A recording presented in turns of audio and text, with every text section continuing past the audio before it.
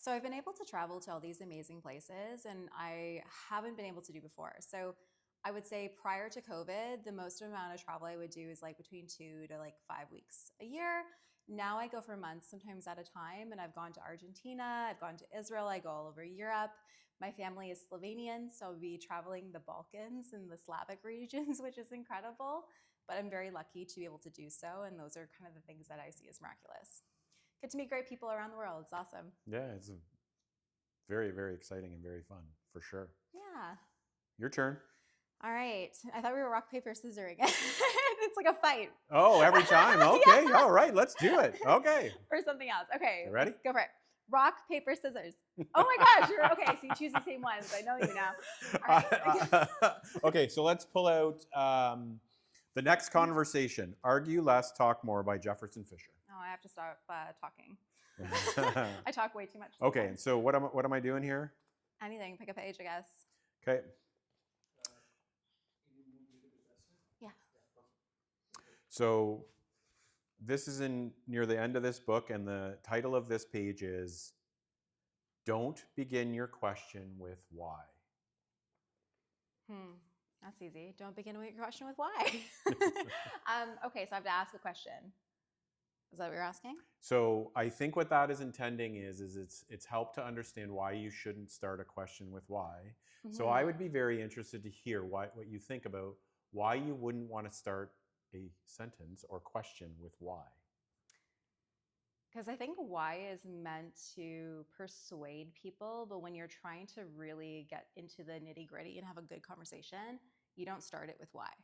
You start it with storytelling. You start it with engaging questions. I notice that sometimes people get super nervous interviewing. So sometimes like, oh, like great shirt. Where is it from? And you just get them comfortable. Mhm. So if you start a question with why, people are more likely to be like, what's the perfect answer to that response? So I think it's very interesting because I think you're hitting on something, and I'm going to go a little bit more um, maybe darker, if you will. Not that I think it is that, but it's a little darker in the thought process, which is I think a lot of people think they're being interrogated when they hear the word why, or at least that Oh, sense of like, you're questioning me. yeah. Like, why is one of those words that is very simple, but it can be abrasive Mm-hmm. or put someone in the mindset that you're like questioning or potentially blaming Yeah. them by saying, like, why are you doing that? Mm-hmm. Right? Yeah. Or give me your why. Yeah, right. Yeah. Like, yeah, right. Things like that. And so that's to me why I can see why this book is maybe saying don't Yeah. begin questions with why. Mm-hmm. And as you know, I have a whole bunch of sayings, and I have one that when I think about like talking to someone, I use "help me understand," Yeah. which is basically asking why. Yeah. It's In a different just way. so much softer, and Hmm. it puts, if you think about it, it puts people in a very different mindset because you're asking for their help Yeah. and you're saying you want to understand, but you're really actually asking Mm-hmm. why. Exactly. That makes actually a lot of sense. I think I'm going to start using that as like a way to ask questions. So help me understand because I feel like you'll get more legitimate responses too. Do you find that? 100%. Mm-hmm. I've found through my career when I think about it in those really tricky situations. Someone that you have a ton of respect for might be on your team, might be a peer, Mm-hmm. might be someone that you work closely with, has done something that hasn't gone well. And let's be honest, people are afraid to admit mistakes and they're fearful of what might happen if people find out. Mm-hmm.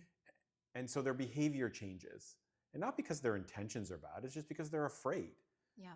And just think about an environment where you put someone at ease, Mm-hmm. where help me understand how you process to make that decision, or help me understand why you said that to the customer. Like, put me in your shoes for a minute. Like, just walk. I want to walk with you while Yeah. you're explaining what happened. Not because I want to punish you, it's because I want to understand so I could help you. No, I like that a lot. Okay. Are we going to go for rock, paper, scissors We can go again? again, sure. Yeah. Okay. Or Ready? how about just whoever grabs the box first? Yeah, okay, ready to Okay. go? 1, 2, 3, go. Okay. All right. It's fine. All right. Let's do this. All right. Do I do green, yellow, or red? Oh, Pick a color. Oh, look, we know each other well enough. I think you can go red. Okay, fair enough. But do you want these people to know you that well? Oh, that's definitely a not. I don't think I could use that one. You have to edit it. Oh, interesting. Okay, so this one's more of like an emotional one. So, do you carry any wounds you still have not healed? It could be emotional wounds. It could be work wounds, battle scars from all the fighting within work. I don't think I do anymore. I know I did though, Yeah. for sure. And I know that because I worked at a company for 9 years and we went through everything together. And when I left, I hated the founder and I hated working there. Interesting. Right? Yeah. Why is that? Like it was so hard on me and I hated it. And now I look back on it now when I tell stories about my experience, they're all about working there. A lot of them are about working there. Interesting. And I now have a much healthier respect for what I learned and what I got to experience because I was a part of it. And what I'm not as emotionally attached to it and it's not as personal to me anymore because it was something that I can look back on now and like see the value of it, even though it was hard at the time. I actually really like that response. And I think this is something we should actually dive in a little bit deeper. One thing that we interview on is like, it's always that question as to why did you leave your company? And I know like whys aren't good, but why did you leave your company is one. And have you ever been terminated or like, can you tell me about like something has happened? And, you know, sometimes they dive into certain things and people get a little bit off put and nobody wants to talk about the bad things of their previous companies. So maybe we can walk the audience through a little bit more of how to do that in a way that you show yourself and your best self and that not every company you're meant to be super successful at because sometimes it's like bad bosses, wrong culture, no learning and development. They throw you off into the deep zone with no like onboarding or anything and all of a sudden you're offboarded. So maybe you can dive into that question and like help people understand a little bit more about it. Sure. And do you want me to go at this from the perspective of asking the questions or responding to them? Maybe both. Okay. So think of like interviewer and interviewee. Okay. So I'll start with the interviewer perspective. You know, you asked the question and we were talking about why and that's a common question, like why did you leave or like something like that. Yeah. And I don't look at it the question like that. I've had enough different jobs that there's lots of really good reasons why someone might choose to leave a company. Yeah. Some in their control and some maybe out of their control. But I ask that question a little differently. Whenever I interview someone, I don't ask one. My goal is never to ask one question. My goal is to ask a starting question that gets them talking so I can ask about 3 or 4 other ones. Okay. And so when I want to talk about someone's history, about when they left a job, I might ask it like this. So put me in your head the moment you made the decision to leave X company on your resume. Like put me in your head when you were making that decision. Not why did you do it or anything, just what were you thinking at that time? Right? What's going on in your life? What was going on at work? Put me in your head. And then they might say some things about that. And then I might say, who did you talk to about leaving? Who were your advisors? Like who did you confide in? And when you made the decision, what did the people around you say when you told them you were leaving? Things like that, because I'm trying to get to know them as a person. Yeah. And I want to see their perception of the world around them and how they made a decision. And is there a time coming maybe in the future when they're going to process information the same way and want to leave the company that I'm interviewing for? Yeah. And so conversely, how do you explain when you've been terminated or laid off or chose to leave what's perceived as a really great company? My experiences with this are more around the learning aspect of things and the career growth. If you think about it like this, if you're someone who's a high performing individual and you weren't being challenged in an organization, that's a very reasonable reason to move from one company to another. If you feel like you outgrew the company, that's another thing that you can say to someone like, my growth was in parallel with the company, but the company kind of stalled a little and I had outgrown it and I needed a new opportunity to build myself. Those are really good things that I would focus on. The other thing is that if the hard times hit companies, it's okay. Yeah. Like companies lay people off. Companies have cash flow problems. Companies have bad times, and good people can get impacted by that. And there's no shame in that, as long as you understand why it happened, and you can tell a story about how you succeeded after it is Yes. really important. What you learned from it, what you took away from it, and how it changed you will impress an interviewer more than anything else. Absolutely. I think so too. And more than ever, there's a lot of bad actors out there. Like I think people are starting to speak up quite a bit. You've seen a lot of those TikTok firing videos and bizarre things being said. And very inappropriate things being cameraed and like also talked about in the news and things like that. So I also think people should also be able to feel comfortable in a way and bring it back to the storytelling element that an event happened, it triggered this response. It was no longer for me because it wasn't healthy for me. It was a toxic workplace. It was this. 80% of the company left. Like I've seen those too. So I think we need to get like down to the human element. And when we're interviewing teams, understand not every story is going to be about a win or a perfect performance because it's not, we're human. Like it's going to be about failing as well. And I think you equally learn from the times that you failed than you learn from the times that you win. Yeah, I'm a little bit harder on this because I think that failing is the biggest teacher ever. And I think Yes. you learn 10 times as much from failing as you do from succeeding. And it's just, I talk about this all the time with people that tell me about your failures. Don't tell me Yeah. about what went well. You didn't learn anything from it because it went well. Yeah. Um, but I think what you're talking about is one of the things that I've seen over my career, and I still, it's still very prevalent today, is bad leadership and bad management and it's not intentional. It's just people who don't know what to do is probably the biggest reason why people end up not being able to work at a company any longer. And Mm-hmm. it's one of the hardest things to explain when you're being interviewed is Yes. that you didn't like your boss. Yep. And so if you're an interviewer and you want to find out from someone how to ask that question, I ask this question. Tell me the story about a manager you really liked working for. Mm-hmm. And I ask that question because I want to hear the things they like about the manager, and Yes. the things they don't like always seep out. Interesting.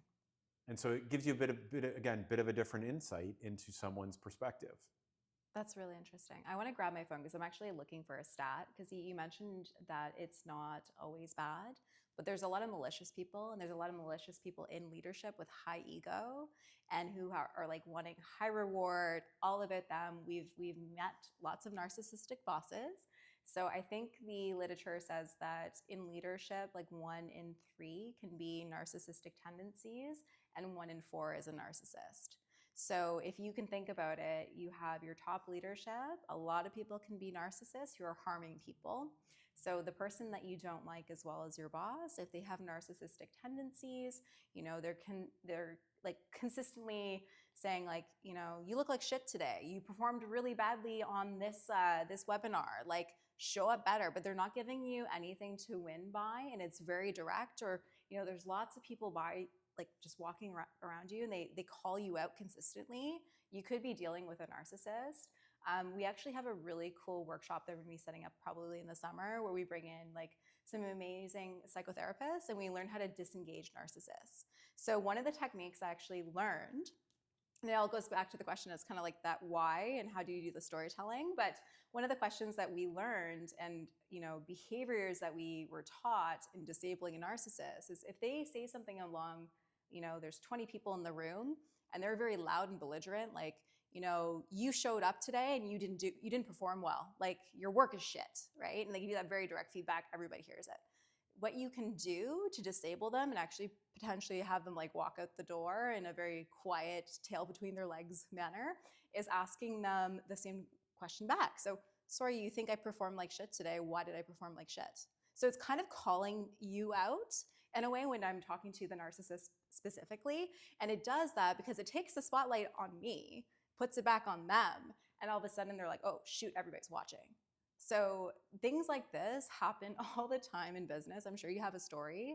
Oh, I have a number of stories about this, and it's interesting that when you talk about that kind of behavior, Yes.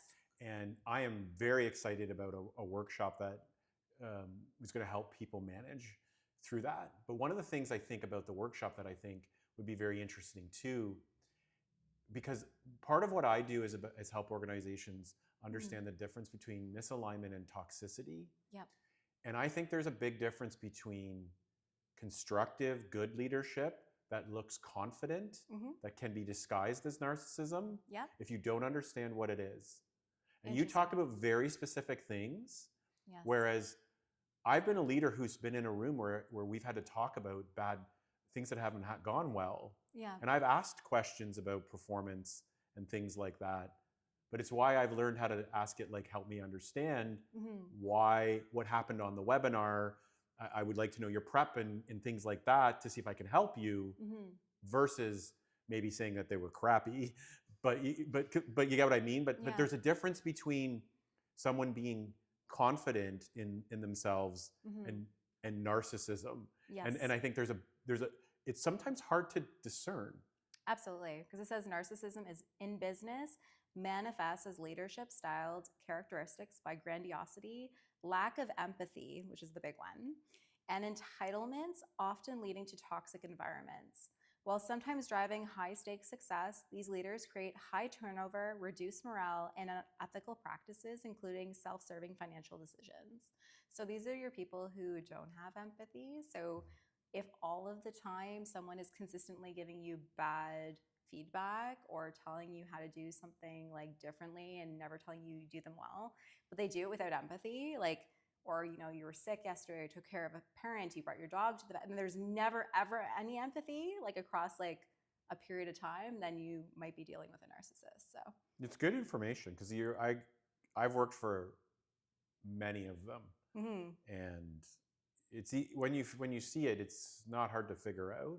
yeah. But what I'm seeing now, as I work with younger and younger companies and younger employees, there's so much information out there. Yes. It's so readily available, and there's some bad misinformation Oh wow. around these sorts of things, like what is a toxic culture and what's a bad place to work, and Exactly. you talked about it, these TikTok stories of the crappy firing situations, and having had almost 700 people report to me in my life, there are people out there that hate me because I fired them and will say lots of things. Yes. But as the person doing the firing, we don't get to talk about what they did. Yeah. And just remember, when you hear a story of someone getting fired, there was a company on the other side of that has a story to tell too. And there's always two sides. And I'm not saying people don't get fired for bad reasons and companies aren't bad actors, but I also know that some employees are just as bad actors. Yeah. And don't take advice from someone unless you actually know the true story. That's 100% true and accurate. I think we're seeing that more now in this market as well. Like, I know we've talked about a lot of people within Canada not hitting their bare performance, and doing some things that they shouldn't be doing. So it's been coming up a lot as themes within our employers too. So if you go above and beyond, your employer in 2026 is going to definitely keep you around, hopefully. I see it all the time that people who come to work with the intention of doing a good job, trying hard, accepting that they don't know what they're doing, they ask for help. Yeah. This is something that I think we've lost specifically in the workplace. It's okay to ask for help. Actually, as a leader, I encourage it, because I'm going to ask the people who report to me for help all the time. Absolutely. And so why wouldn't you, as someone in an organization working, ask for help and want to perform, right? So yeah, I think there's lots of things that as we got onto this topic, that can be helpful to people. But I think the biggest thing I would take away from all this is, if you go to work with the intention of doing a good job, you're probably okay. Yep, I think so.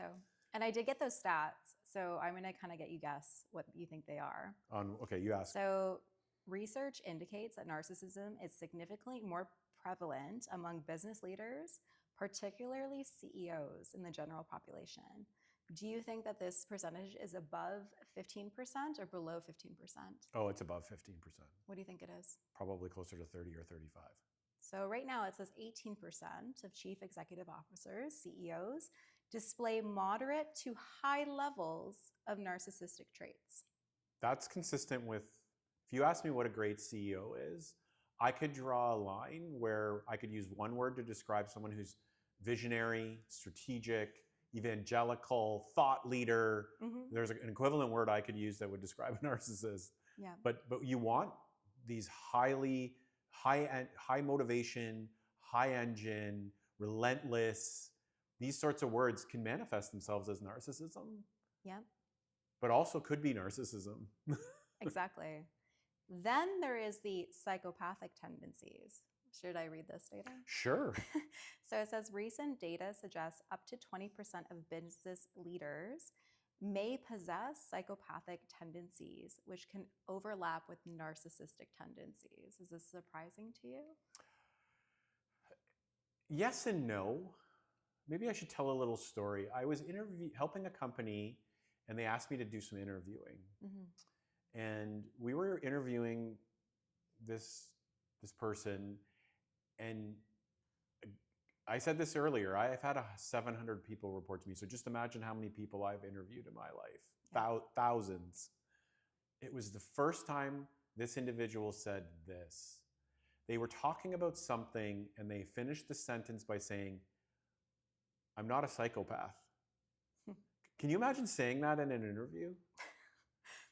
The first thing when someone says something like that, you immediately think they are. Because well, of course, because why would they say it? But yeah. That makes me think that maybe there are more of them. Like the fact that someone said that they're not one makes me think that maybe it's more possible than it might be. Yeah. Right. And so, sure, I think it's possible. I would think the percentage would probably be pretty low, though, maybe below 10. Yeah, that's very true. And remember, like psychopathic, I think is like lack of empathy, and like there's very specific similar qualities. Yeah. Doesn't mean that someone's going to act on it, right? So you have your difference between your psychopath who's just walking around acting as a CEO or a regular person, and you have your difference between a psychopathic murderer. 100%. So we always hear these crazy stories. Yeah, and there's definitely a difference for sure. Yeah. But again, I come back to this. If anyone is an entrepreneur or a CEO, your job is hard. It's one of the hardest things you can ever do in your life. Don't think it's not hard. And being driven and wanting to succeed isn't a bad thing. Working hard isn't a bad thing. Yes. And pushing for more isn't a bad thing. But just recognize you're dealing with humans and they don't share your perspective. Mm-hmm. And I would also encourage people to recognize that people who like to work a lot aren't bad.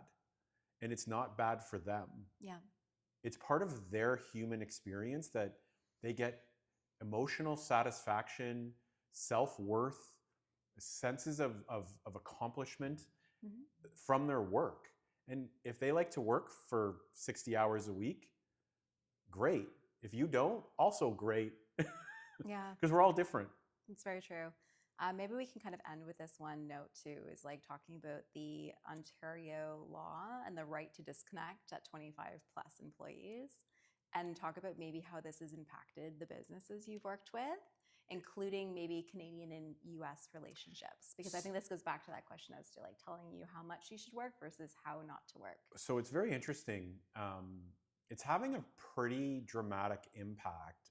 I'll tell a story about a company that had both US and Canadian operations. Mm-hmm.